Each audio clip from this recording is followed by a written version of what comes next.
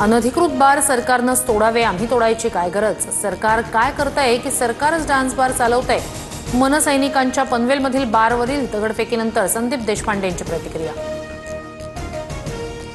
मुंबईत योगेंद्र पवार यांचा आज साखरपुड्यानिमित्तानं शरद पवार आणि अजित पवारांसह संपूर्ण पवार कुटुंब एकत्र.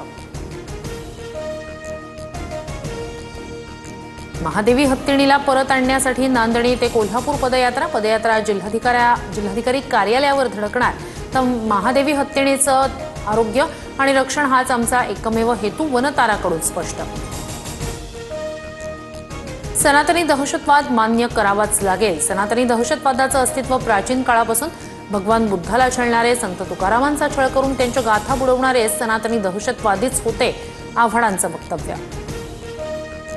हिंदू दहशतवाद किंवा सनातनी दहशतवाद ही भाषा म्हणजे हिंदू धर्माचा अपमान. मतांसाठी महाराष्ट्राचा वाटोळ करू नका, नितेश राणेंचा आव्हाडांना इशारा. भर कार्यक्रमात राज्यमंत्री मेघना बोर्डीकर यांची ग्रामसेवकाला कांचिलात मारण्याची धमकी. रोहित पवारांकडून व्हिडिओ ट्विट, तर लाडक्या बहिणीच्या हक्कासाठी राग व्यक्त, बोर्डीकरांचं स्पष्टीकरण. मनपाकडून दादरमधील कबूतरखाना तात्पुरता बंद. कबूतरखान्याच्या बंदीविरोधात दादरमध्ये जैन समाजाचा मोर्चा. कल्याण डोंबिवलीला लागलेलं विकासाचं ग्रहण दूर करायचं असल्यास भाजपचा महापौर येणं गरजेचं. जोमानं कामाला लागा. मनपा निवडणुका स्वबळावर लढण्याचे रवींद्र चव्हाण यांचे संकेत.